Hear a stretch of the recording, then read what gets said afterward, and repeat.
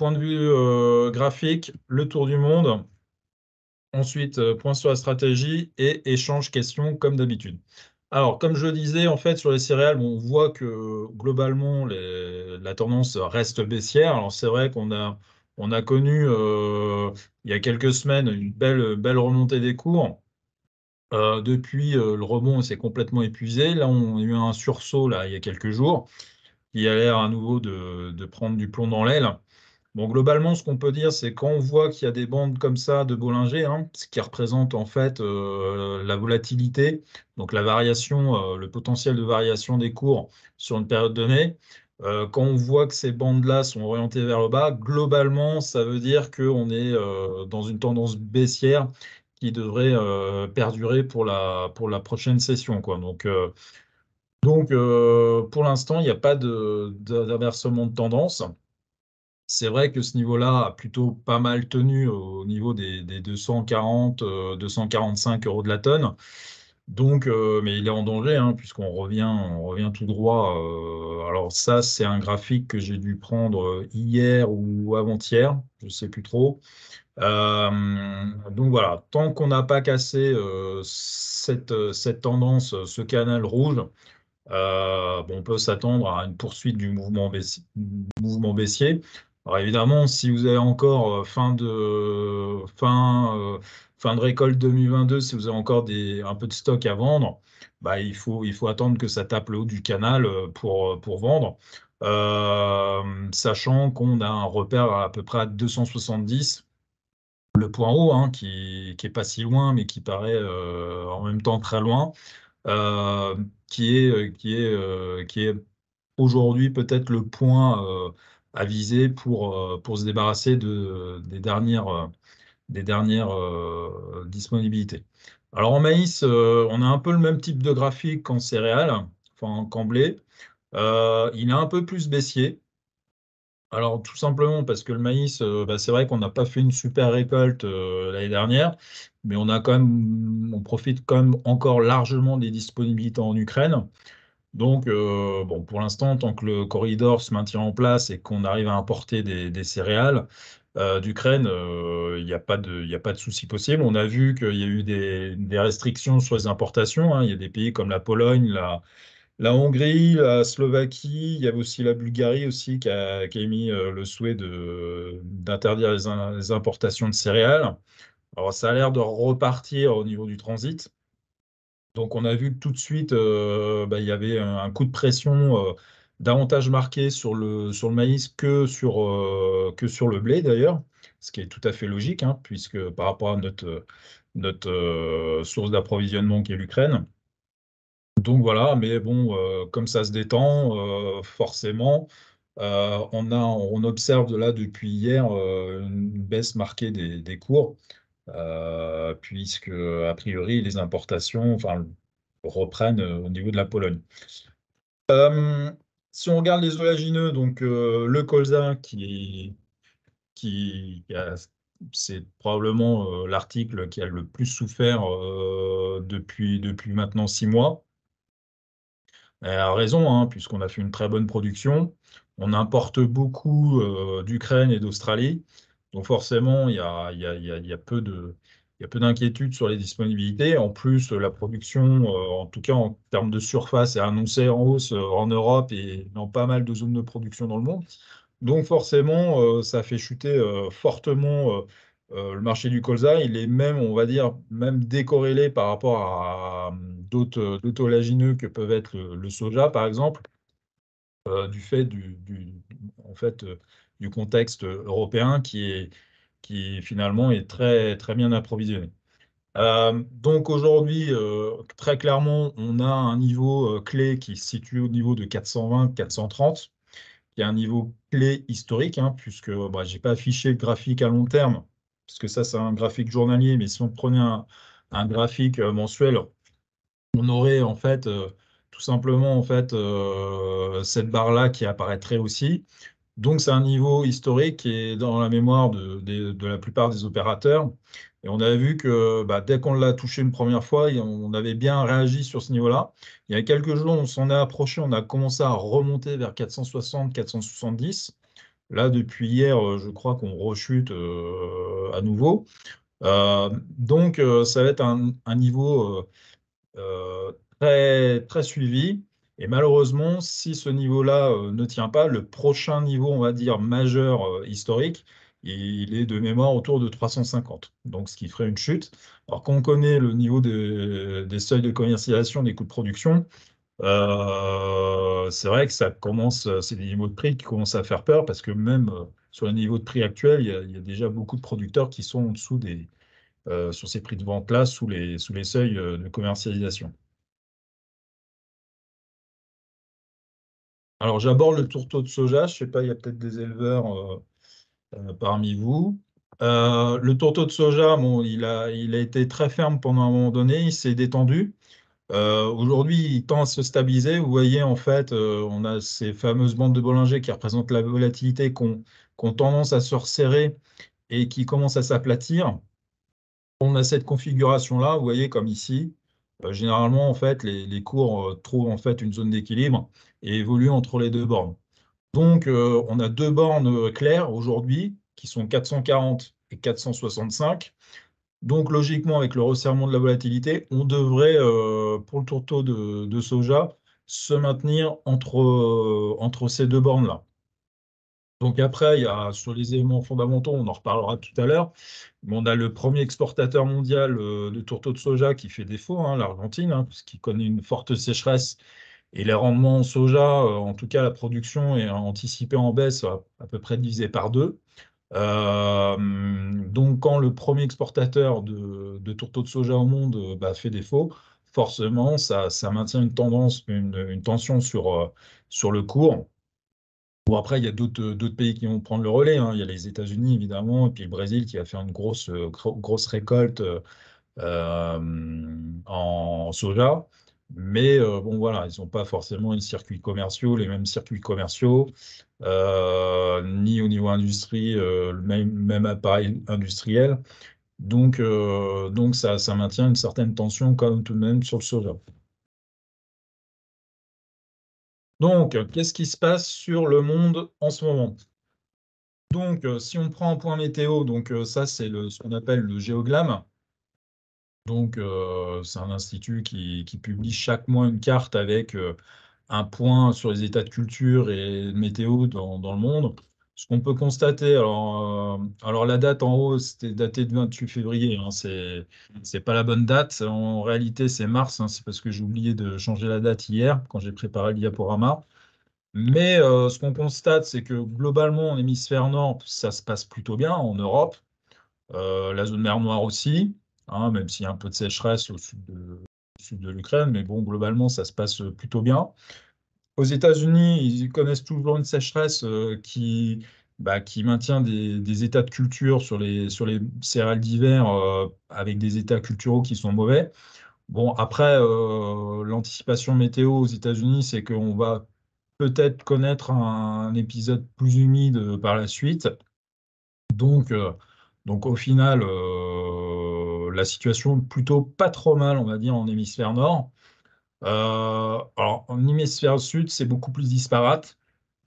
On a, par exemple, en Inde, ils ont connu une période assez sèche en février jusqu'à mi-mars.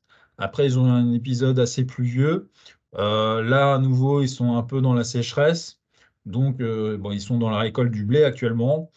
Donc, bon, à voir. De toute façon, l'Inde ne sera pas un acteur important du marché sur le marché mondial du blé cette année, tout simplement parce qu'il faut qu'il reconstitue ses réserves et que ils vont probablement, bah, de toute façon, ils vont pas exporter. Et au pire, s'il leur manque des disponibilités sur le plan local, ils pourraient éventuellement importer si la récolte est vraiment mauvaise. Bon, c'est pas le scénario qui est retenu pour l'instant. On verra, mais ça ne sera pas un acteur majeur. L'Australie qui a connu une très très bonne récolte cet hiver, donc a connu ces dernières semaines pas mal de pluie qui ont rechargé un petit peu les sols en humidité. Ils vont commencer à semer les céréales d'hiver au mois de mai, donc ça s'annonce plutôt bien pour eux. Par contre, ils sont inquiets, on va en reparler tout à l'heure, par rapport à un paramètre météo qui va être prendre en compte, qui va sûrement animer les 6 prochains mois des marchés. Pareil en Argentine, alors quand il y a une zone niveau météo qui est avantagée, c'est souvent le phénomène de balancier, hein. Il y a tout le temps une zone qui en pâtit, et cette année, c'est l'Argentine, hein, qui est un peu le vilain petit canard de la campagne actuelle. C'est-à-dire qu'ils ont subi une sécheresse très très forte avec le phénomène La Niña, qui s'est terminé officiellement en mars. Mais entre la fin du phénomène dans les océans, hein, je vous rappelle, hein, le phénomène La Niña, c'est un dérèglement des eaux du Pacifique. Donc, quand on constate en fait des températures anormales, ça crée soit des zones plus sèches sur certaines parties du monde, comme l'Argentine, voire le Brésil, mais là, c'est surtout l'Argentine, et des zones beaucoup plus humides. Donc, l'Asie du Sud-Est plus l'Australie qui ont bénéficié de conditions assez humides ces derniers mois, mais les choses vont probablement s'inverser. Et puis aux États-Unis, bon, j'en ai parlé tout à l'heure, donc toujours la sécheresse. Par contre, pour les semis de printemps qui sont très importants pour eux, hein, puisque ils sèment forcément le colza le colza, qu'est-ce que je dis? Le soja et le maïs, hein, qui sont leurs deux plus grosses cultures, hein, bien loin devant le blé. Et donc, pour l'instant, au niveau des semis, ça se passe plutôt bien en maïs, hein. Ils sont même un petit peu en avance. Donc, ils étaient inquiets parce qu'il y avait pas mal d'humidité. Puis, au niveau des températures, c'était pas ça. Il y a eu des températures un peu plus chaudes la dernièrement qui leur ont permis de bien démarrer les semis, de prendre même un petit peu d'avance. Et donc, bon, pour l'instant, ça s'annonce plutôt pas trop mal de ce côté-là pour eux, quoi. Donc, c'est vrai que, à part l'Argentine aujourd'hui qui bénéficie de conditions chaudes, sèches, historiques, je dirais que ailleurs, bon, il y a quelques points épineux, mais globalement, sur les grosses zones de production, ça se passe pas si mal que ça. Après, les deux bémols, on va dire, c'est l'Inde, et qui aura plein d'influence sur le marché, et puis surtout les États-Unis sur les céréales d'hiver. Donc à suivre, mais ils devraient peut-être bénéficier de meilleures conditions sur la deuxième partie de cycle. Donc ça pourrait s'équilibrer, d'autant plus qu'ils ont semé des surfaces en blé bien supérieures à ce qu'ils avaient l'année précédente, hein. Je crois que les surfaces sont en augmentation de 9% à peu près.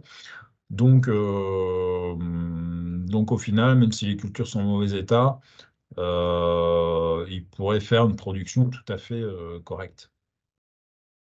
Donc, si on regarde un petit peu plus en détail les données. Donc en Europe, on a un bon potentiel de culture pour l'instant, hein, surtout sur le nord de l'Europe. Sud de l'Europe, bon, c'est vrai, il y a un peu de sécheresse, hein, notamment en Espagne. Certains pays de l'Est aussi qui souffrent un petit peu à la marge, mais bon, c'est pas méchant, méchant. Euh, bon, en Ukraine, le gros sujet, c'est toujours le même, hein, c'est l'Ukraine et puis la Russie. Donc la Russie qui met la pression puisque la renégociation du corridor s'est faite uniquement pour 2 mois et que la prochaine l'échéance est au 18 mai, hein, donc c'est dans moins d'un mois maintenant, et que la Russie a émis des conditions. Alors c'est toujours les mêmes, sauf qu'ils augmentent le niveau de pression. Là, ils menacent carrément de ne pas reconduire le corridor. Donc, ce qui ferait que il y aurait plus de céréales qui pourraient partir d'Ukraine dès la fin du mois de mai. Donc voilà. Bon, après, l'essentiel de la campagne d'exportation de l'Ukraine est faite, hein. En blé, il leur reste en gros 1 million de tonnes, voire 1,5 million à exporter. Bon, là où le bas blesse, ça serait peut-être plus sur le maïs, puisqu'il leur resterait entre 7 et 7,5 millions de tonnes à exporter, et que les principaux bénéficiaires du maïs ukrainien actuellement, c'est plutôt l'Europe de l'Est en particulier, et puis aussi beaucoup l'Espagne, hein, qui importe du maïs ukrainien. Donc à suivre, effectivement, si le corridor se ferme, pourrait y avoir une tension qui pourrait s'opérer sur le maïs en Europe et faire monter les cours, évidemment, de la dernière récolte. Donc pour ceux qui ont des stocks, dans 2, 3 semaines, on pourrait, si jamais le dialogue continue dans le sens de la Russie, que les inquiétudes augmentent sur le maintien du corridor, ça pourrait éventuellement amener une tension sur les prix du maïs. Le blé, ça sera moins le cas, ça sera pas ricoché par le maïs parce qu'ils ont quasiment tout exporté. Donc aujourd'hui, voilà, c'est pas un enjeu essentiel par rapport au blé que le corridor soit maintenu ou pas. Surtout que la Russie dispose toujours de disponibilités importantes en blé, hein, qui continue à maintenir en fait les exportations. Hein, ils sont à peu près à 4 millions de tonnes, entre 4 et 4,5. D'habitude, ils sont à peu près à moitié moins, hein. Je vous ai mis un graphique tout à l'heure, on verra.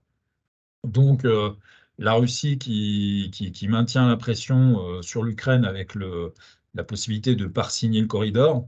Et puis, la semaine dernière, enfin le week-end dernier, la Pologne en chef de file, qui a entraîné la Hongrie, la Slovaquie, enfin plusieurs pays, hein. Ils avaient averti dans une lettre à la Commission européenne il y a quelques semaines qu'il fallait faire quelque chose parce que le blé ukrainien, en fait, restait en transit dans cette partie de l'Union européenne et qu'en fait, il y a des stocks finalement qui étaient écoulés sur le marché local et que ça faisait descendre les prix, que les agriculteurs de l'Union européenne de l'Est souffraient beaucoup parce que du coup, les prix n'étaient pas si rémunérateurs par rapport à la montée des charges, hein. C'est le fameux effet de ciseau.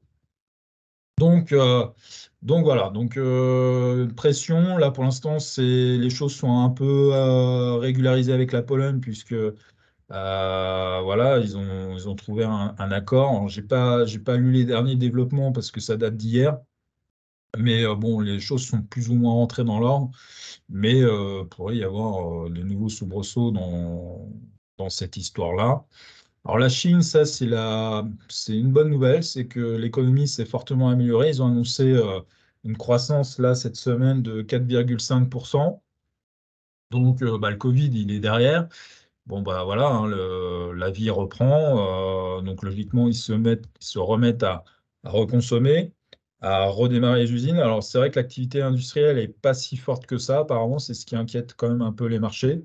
Mais tout de même, on a vu un gros effet sur les matières premières. Hein, sur les achats de soja, ils sont à 23 millions de tonnes. C'est autour de, je crois que c'est sur le premier trimestre, donc c'est à peu près 13% de plus que l'an dernier. Et puis en maïs, pareil, ils ont fait des gros achats en mars, et là ils continuent. Alors ils achètent, ils ont un flux régulier, mais ils ont fait plusieurs gros achats en mars sur le maïs.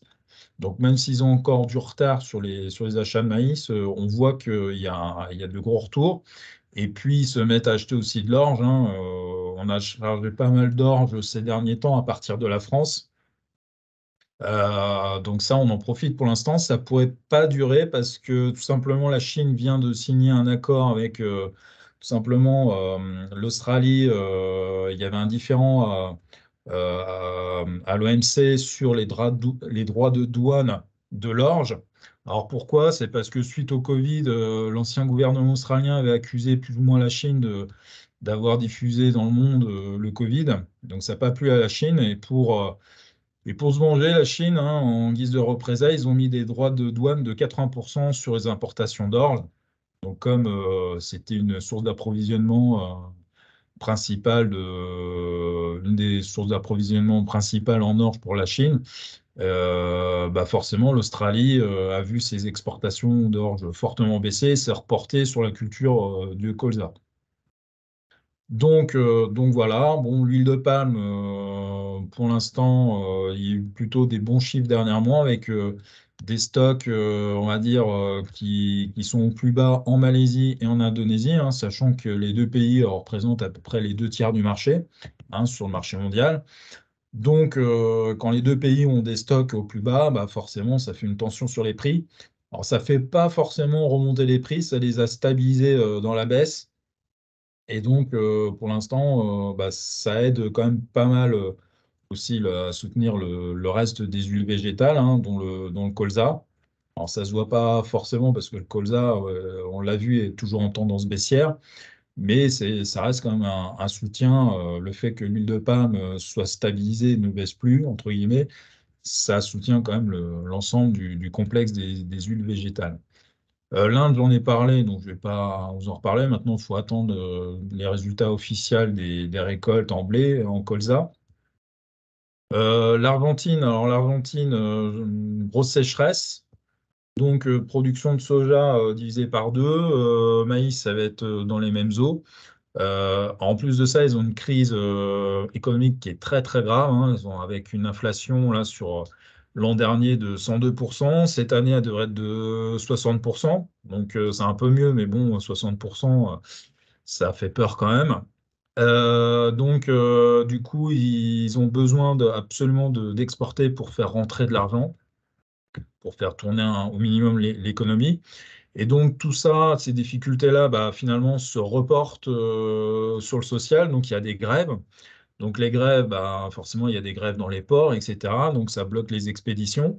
Donc ils sont dans une spirale là qui est très mauvaise, qui les empêche plus ou moins d'exporter.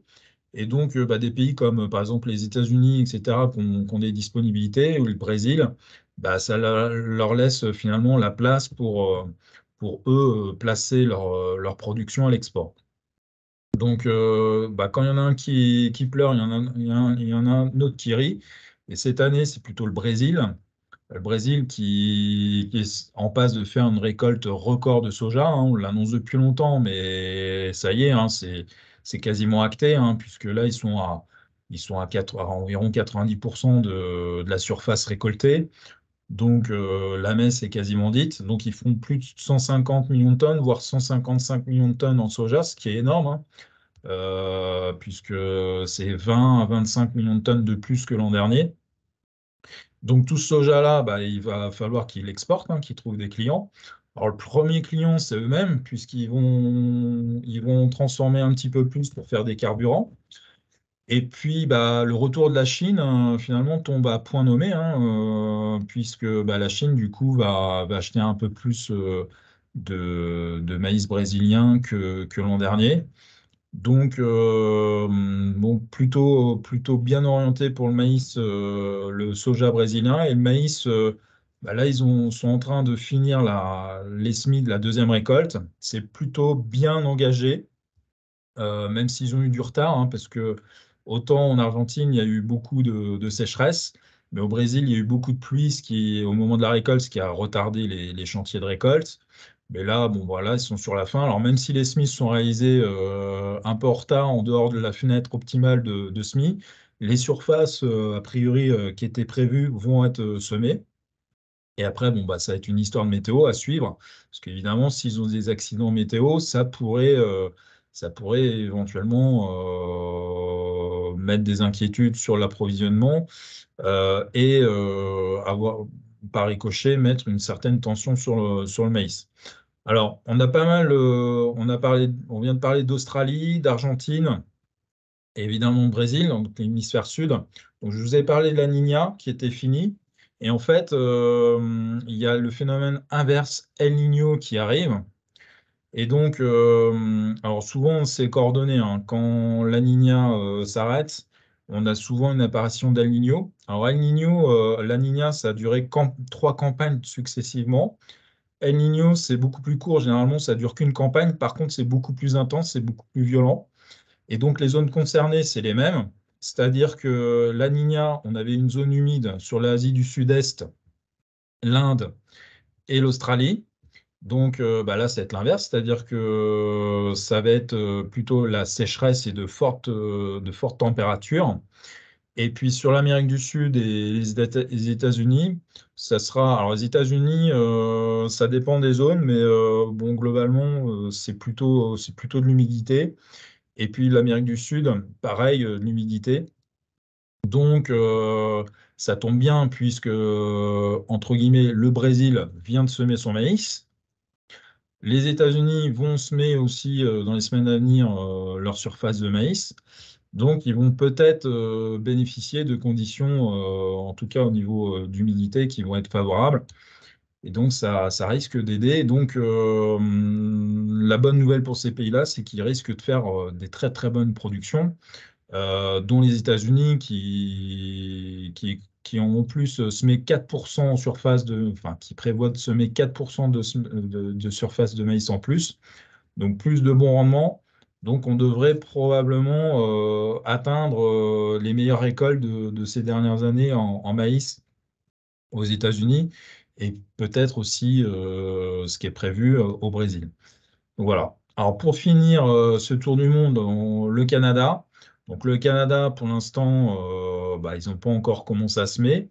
Le 26 avril, l'Office de statistique canadien qui s'appelle StatCan va publier les intentions de semis des agriculteurs canadiens. Donc on va en savoir un petit peu plus sur les équilibres, la part pour ceux qui font du blé dur, la part de blé dur qui va être faite, pareil sur les surfaces de colza, là où ils sont très forts. Pour ceux qui font des poids aussi, ça intéresse un petit peu de savoir ce que le Canada prévoit un petit peu de faire dans les champs. Donc voilà, bon, au niveau Canada, bon, au niveau climat, a priori, c'était un peu sec cet hiver, mais rien de très inquiétant pour l'instant. Bon, on va en savoir plus dès qu'ils vont vraiment mettre les pieds dans les semis. Donc voilà pour ce rapide tour du monde.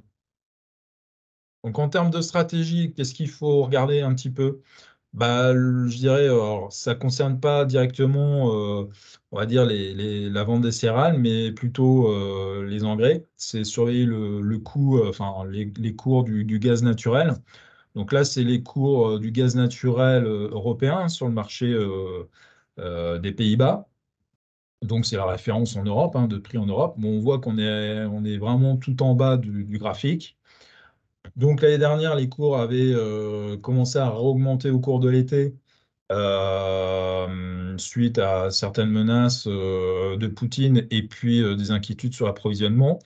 Donc voilà, donc comme le gaz naturel représente à peu près 60% du coût de production de l'azote, bon bah c'est un facteur forcément à surveiller, hein, puisque structurellement en Europe, on ne s'est pas mué en producteur de gaz du jour au lendemain, et donc structurellement on a toujours les mêmes soucis probablement pour s'approvisionner sur le marché du gaz, même si maintenant, je pense que les gouvernements sont organisés et anticipent les choses.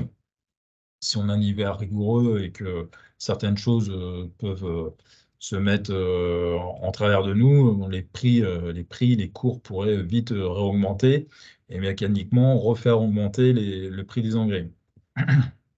Donc à surveiller. Donc je pense que tant que le gaz naturel est à un cours assez bas, on a encore un peu de marge peut-être à la baisse pour les engrais.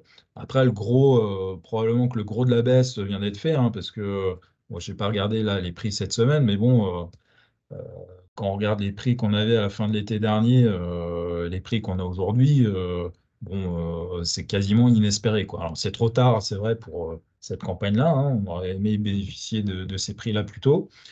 Mais pour la prochaine campagne, ça va être un élément clé parce que forcément, on voit que il y a un resserrement au niveau des cours, hein. On voit que les prix flirtent plus facilement avec le seuil de production. Et donc, on se disait, tant que les prix de vente sont bons, on peut se permettre de payer des intrants chers. Mais là, aujourd'hui, on est plus dans l'effet de ciseaux. Donc, bien acheter forcément ces engrais, ça va être un élément clé pour bien réussir sa commercialisation pour la prochaine campagne. Ça commence à jouer dès maintenant, hein, puisqu'il y en a quand même quelques-uns qui ont acheté de l'azote pour les prochains semis. Le fret maritime, alors c'est vrai que bon, c'est un paramètre qu'on peut regarder, qui joue, hein, puisque ça permet à des pays qui ont bien récolté, comme l'Australie, qui sont un peu loin, de venir nous concurrencer sur des marchés naturels pour nous, hein, notamment du Maghreb. Donc, donc voilà. Euh, Il y a un facteur clé aussi à bien surveiller, c'est quand même le niveau des monnaies, hein, le niveau d'échange, hein, avec l'euro-dollar qui a bien remonté, hein. On voit qu'il essaye de repasser au-dessus de la barre des indices. Alors j'avais un collègue là dans les Pays de Loire qui avait fait une petite projection, hein, qui était démarrée sur le plus bas à 0,97 là au cours de l'été dernier et qui avait fait l'impact des prix avec une remontée sur 1,07 à peu près. Et donc, il avait évalué que ça faisait à peu près à 30-35 $ de compétitivité en moins pour notre blé français sur le marché export. Donc, on voit, on est à un niveau encore supérieur aujourd'hui, on a un 0,9, voire un 10. Donc, le facteur monnaie a une grosse influence forcément sur les exportations, sur les prix des céréales. Alors c'est vrai que pour acheter de l'engrais, c'est du carburant, c'est un avantage d'avoir un euro un peu plus fort. Par contre, pour exporter au niveau des ventes, clairement, c'est un gros désavantage. Alors après, il faut moduler, hein, parce qu'il y a encore 2 ans, on était à 1,20, 1,25. Donc on reste sur un niveau d'euro par rapport au dollar qui reste faible, hein, malgré tout. Alors à surveiller quand même prochainement le niveau des taux d'intérêt entre l'Europe et les États-Unis qui vont déterminer, savoir le rapport de force entre l'euro et le dollar qui va continuer à s'apprécier.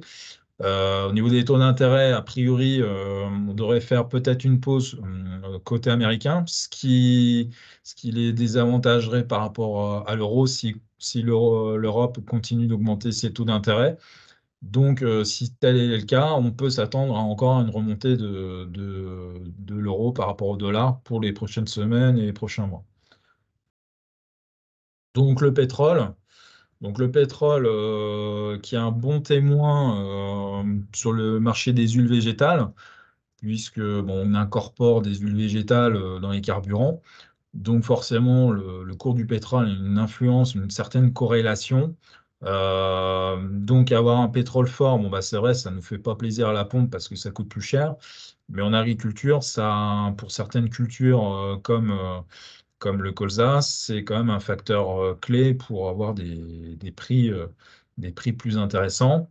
Donc, la récente, on va dire, récemment, l'OPEP a serré un peu la vis pour limiter la production, donc à la surprise du marché, donc ce qui a fait un peu remonter les cours. Donc, vous voyez, on est parti de 70, on est revenu aujourd'hui proche de 80. Bon, malgré tout, ça a stabilisé les cours, mais ça ne permet pas encore une remontée, une inversion de tendance pour l'instant. Donc, on devrait rester sur ces niveaux-là. C'est le marché américain, tout ce qui est gaz de schiste, pétrole de schiste, ça nécessite à peu près un pétrole à peu près au niveau de 80 dollars le baril. Donc là, on est en fait, ça arrange tout le monde que le pétrole, finalement, soit à ce niveau-là aujourd'hui, parce que ça permet aux producteurs américains d'être à équilibre. Et puis, bon, bah, pour les pays comme la Russie, le Maghreb, etc., ça permet de rentabiliser davantage la production. Donc, le maïs US, alors c'est vrai que je vous ai dit tout à l'heure que le maïs US, alors en fait, il y a vraiment deux dynamiques sur le maïs américain. La première dynamique, c'est sur l'ancienne récolte. Dernièrement, le ministère agricole américain, l'USDA, a publié en fait des statistiques sur les stocks au 30 mars, qui étaient bien inférieures à ce qui était prévu. Et donc, du coup, ça annonce peut-être une consommation plus importante que prévu sur le maïs américain, et donc peut-être un effet soudure plus difficile que prévu. Et donc, on observe un écartement en faveur de l'ancienne récolte sur les cours à Chicago, en faveur de l'ancienne récolte, alors que, bon, bah, comme les surfaces sont en hausse, avec une météo qui pourrait être plutôt favorable à la nouvelle récolte américaine, on observe des prix finalement qui sont bien moins attractifs en nouvelle récolte pour l'instant, quoi. Donc ça, c'est un premier effet. Bon, pour l'instant, ça, honnêtement, on ne voit pas trop d'effet effectivement en Europe parce que le maïs ukrainien approvisionne le marché européen. Donc il y a une certaine déconnexion entre les prix Euronext et Chicago en termes de tendance. Mais si jamais le corridor n'est pas reconduit, forcément, il y aura une certaine reconnexion à la réalité mondiale du marché. Et donc là, on pourrait éventuellement avoir une influence de cet effet-là sur le prix du maïs. Donc ça, c'est un point à surveiller de loin, hein, parce que pour l'instant, on n'est pas du tout encore dans ce scénario-là, mais c'est quelque chose qui pourrait se produire. Le deuxième point de vigilance, ça reste toujours le même, hein, c'est les exportations russes. Alors, vous voyez le graphique en bas à droite, la ligne rouge, c'est le niveau des exportations russes cette année. Donc on voit que d'habitude, en fin d'année, octobre, novembre, décembre, le niveau des exportations de la Russie en céréales commence à baisser. Et bon, bah, cette année, comme ils ont des gros volumes, hein, ils ont fait une récolte à plus de 100 millions de tonnes. Alors, suivant alors, l'USDA, ils sont plutôt à 92. Du côté des analystes de la mer Noire, on est plutôt à plus de 100 millions de tonnes. Donc la vérité se situe certainement entre les deux, mais en tout cas, ils ont fait une très très grosse récolte, ça c'est indéniable. Et donc ils devraient être présents jusqu'en juin, jusqu'à la fin de la campagne d'exportation de l'ancienne récolte. Et probablement, ils vont démarrer la prochaine récolte avec des stocks un peu plus importants que d'habitude. Donc, ils vont être davantage présents, nous, quand on va récolter. Donc, sur notre début d'exportation de notre nouvelle récolte 2023. Et donc, ça pourrait effectivement, à la moisson, peser sur les prix en France, en Europe. Donc, il faut espérer que la Russie exporte le plus possible avant qu'on récolte, pour qu'ils disposent le moins possible finalement de stock quand nous, on va commencer à exporter. Mais a priori, le scénario, c'est ils vont avoir plus de disponibilité que d'habitude. Donc on voit très bien hein, sur la courbe, en début de campagne, juillet, août, septembre, ils ont eu plus de mal à démarrer cette année. Alors, pour des questions logistiques, mais aussi pour des questions liées à la guerre, hein, sur les sanctions économiques. Hein, ils avaient du mal à exporter, hein, ils avaient des difficultés. Et puis après, bon, ils ont trouvé des solutions, etc. Ils se sont mis à exporter de manière beaucoup plus forte. Et surtout, ils maintiennent pour l'instant le rythme. Hein. On voit très bien sur mars et avril. Mais les premières statistiques qui tombent montrent qu'on devrait être toujours au niveau des 4 millions de tonnes, donc au même niveau que le mois d'avril et de mars. Donc ça, c'est un facteur à surveiller. Donc après, est-ce que si le corridor ne se renouvelle pas, est-ce que c'est quelque chose qui va permettre aux pays occidentaux de dire stop aussi aux exportations russes. Et à ce moment-là, peut-être que le marché pourrait s'enflammer sur ce problème-là. Donc voilà, on aura bientôt les réponses, hein, puisque le corridor, comme je le disais, il doit être renouvelé pour le 18 mai. Et que pour l'instant, bon, les négociations n'ont pas vraiment commencé. On est dans un jeu un petit peu de dupes, hein, avec comme d'habitude, la Russie qui menace et puis l'Ukraine qui exige certaines choses. Donc voilà, et puis la Turquie et l'ONU au milieu qui essayent de trouver un terrain d'entente entre les différents protagonistes. Alors, si on reprend les lignes de conseil de mes marchés, alors j'ai repris exactement la même diapo que la dernière fois, puisque au final, j'ai dû modifier deux, trois choses, mais au final, on est toujours dans le même scénario. Donc, comme je disais, en hémisphère sud, l'Australie qui inonde le marché de colza. Donc, le soja, il y en a moins en Argentine et beaucoup plus au Brésil. Mais de toute façon, pour l'instant, le colza est un peu déconnecté du reste des oléagineux et plutôt en tendance baissière. Donc, on est toujours dans ce scénario-là. Hémisphère nord, donc la mer Noire, on vient d'en parler. Donc, on a pour l'instant à court terme sur les céréales, on a de la disponibilité en Russie, en Ukraine, à la fois en blé et en maïs. Donc, la question, on va dire maintenant à moyen terme, on est presque dans le court terme, c'est que va faire le corridor? Et puis deux, le niveau de production en Ukraine. Donc, a priori, les semis ont l'air plutôt de bien se passer. On dit même, alors, les premières évaluations qui montrent que l'Ukraine pourrait peut-être même semer plus que prévu. Bon, à voir. Donc, les dernières, ce qui s'était produit, hein, on avait de grosses craintes et puis finalement, ils ont limité la casse en ce moment beaucoup plus que ce qu'on pensait au printemps. Et puis, le Brésil, qui arrive sur le marché du soja, hein, qui vont faire très mal, hein, qui ont déjà de gros chiffres d'exportation là pour le mois de mars et le mois d'avril. Et puis en maïs, hein, pareil, voilà, qu'est-ce que ça va donner au niveau de la production? Ils ont réussi à semer leur surface. Maintenant, est-ce qu'ils vont avoir le climat pour remplir leur objectif de 125 millions de tonnes, qui est un objectif ambitieux, hein.